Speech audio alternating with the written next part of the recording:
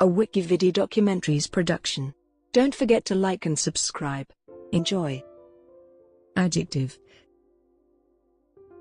In linguistics, an adjective is a describing word, the main syntactic role of which is to qualify a noun or noun phrase, giving more information about the object signified. Adjectives are one of the English parts of speech, although they were historically classed together with the nouns.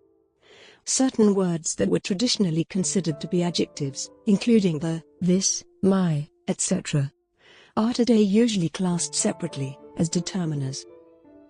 Etymology.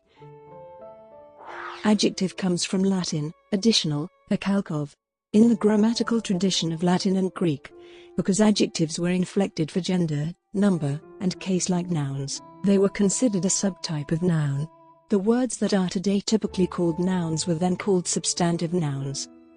The terms noun substantive and noun adjective were formerly used in English, but the terms are now obsolete. Distribution. Adjectives feature as a part of speech in most languages. In some languages, the words that serve the semantic function of adjectives are categorized together with some other class, such as nouns or verbs. In the phrase, a Ford car, Ford is unquestionably a noun, but its function is adjectival, to modify, car. In some languages adjectives can function as nouns, rojo, a red. As for confusion, with verbs, rather than an adjective meaning, big, a language might have a verb that means to be big, and could then use an attributive verb construction analogous to big being house, to express what English expresses as big house. Such an analysis is possible for the grammar of Standard Chinese, for example. Different languages do not always use adjectives in exactly the same situations. For example, where English uses to be hungry, Dutch, French, and Spanish use honger hebben, avoir faim, and tener hambre respectively. Similarly, where Hebrew uses the adjective zak, English uses the verb to need. In languages which have adjectives as a word class, they are usually an open class. That is, it is relatively common for new adjectives to be formed via such processes as derivation.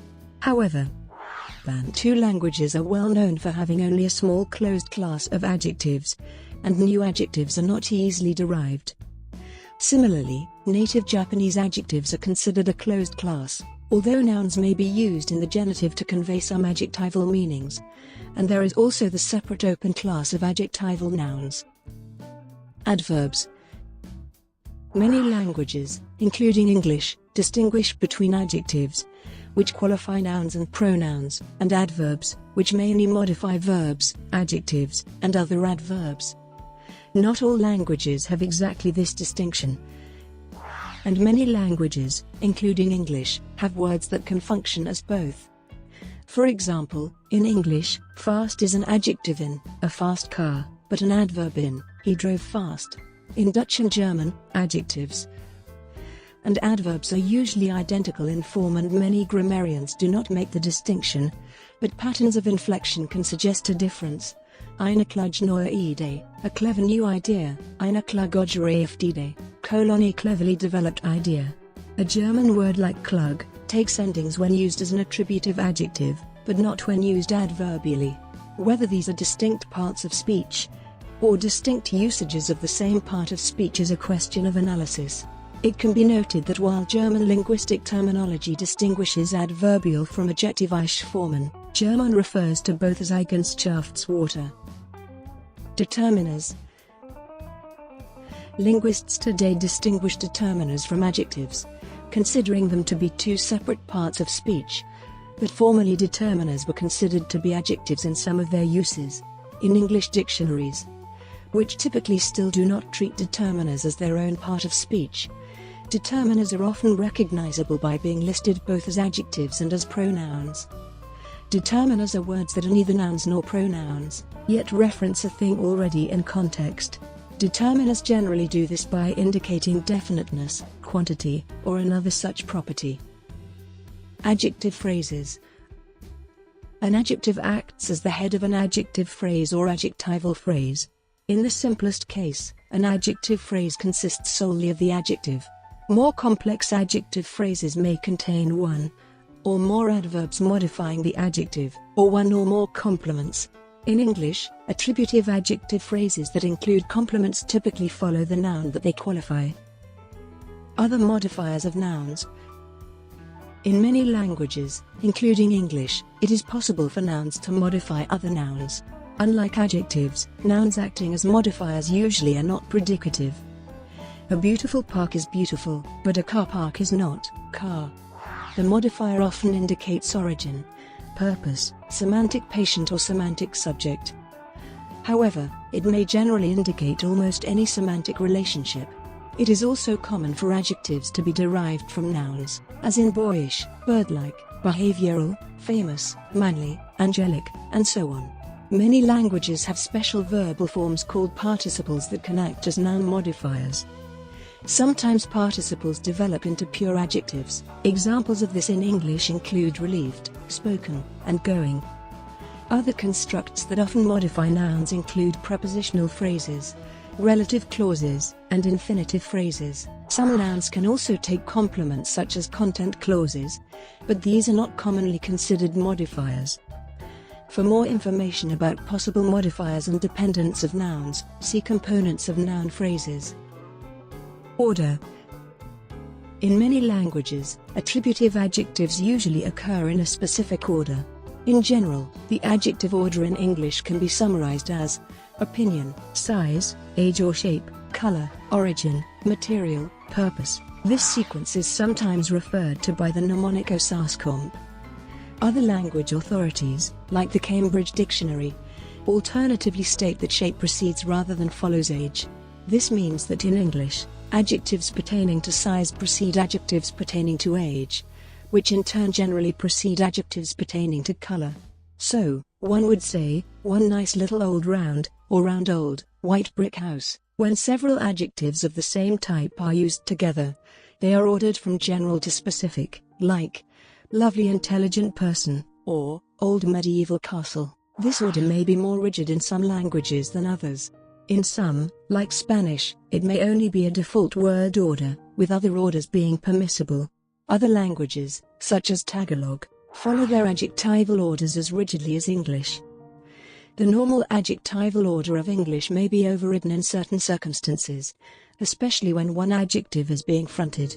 In addition, the usual order of adjectives in English would result in the phrase, the bad big wolf, but instead the usual phrase is, the big bad wolf, perhaps. Because the Appel-Outreed duplication rule that high vowels precede low vowels overrides the normal order of adjectives, owing partially to borrowings from French. English has some adjectives that follow the noun as post-modifiers, called post-positive adjectives, as in time immemorial and attorney general. Adjectives may even change meaning depending on whether they precede or follow, as in proper, they live in a proper town versus they live in the town proper. All adjectives can follow nouns in certain constructions, such as tell me something new. Comparison. In many languages, some adjectives are comparable. For example, a person may be polite, but another person may be more polite, and a third person may be the most polite of the three. The word more here modifies the adjective polite to indicate a comparison is being made, and most modifies the adjective to indicate an absolute comparison. Among languages that allow adjectives to be compared, different means are used to indicate comparison. Some languages do not distinguish between comparative and superlative forms.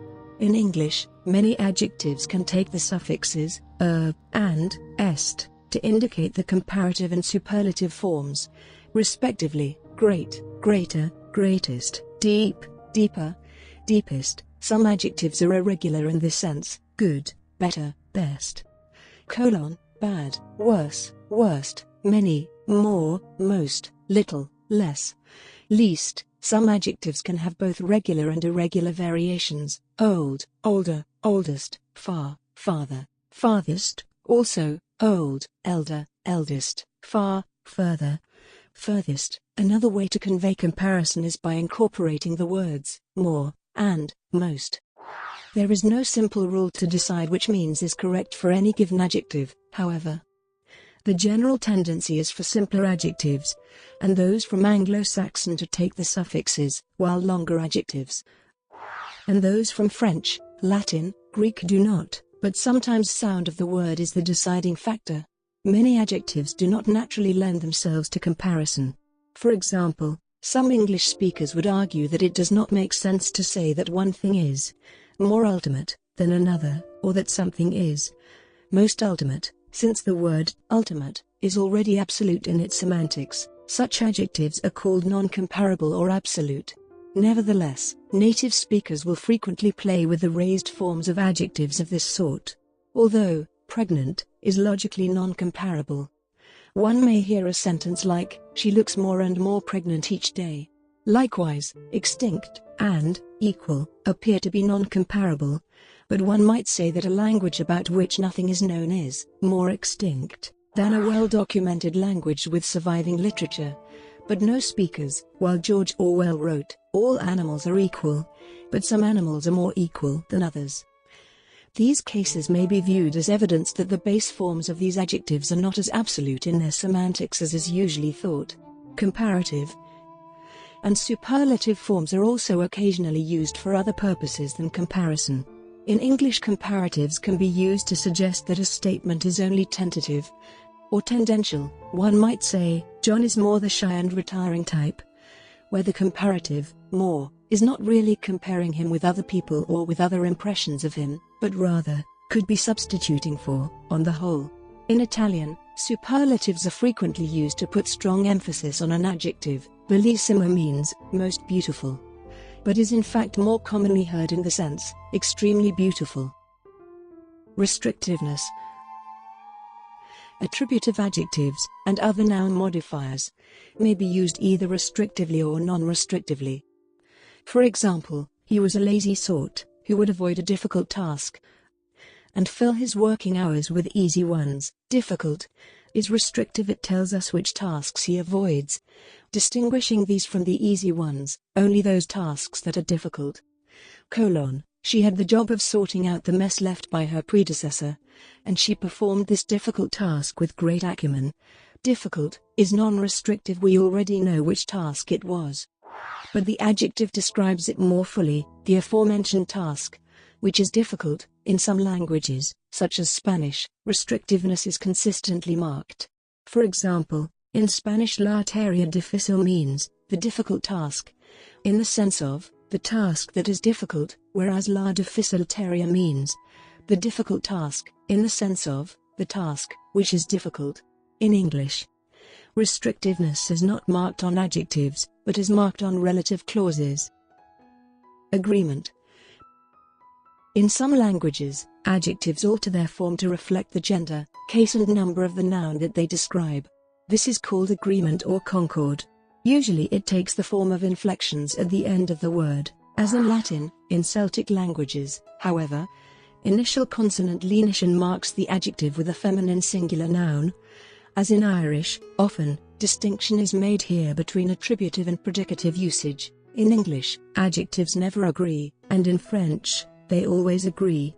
In German, they agree only when they are used attributively, and in Hungarian, they agree only when they are used predicatively. Brought to you by WikiVidi documentaries. Would you like to know more?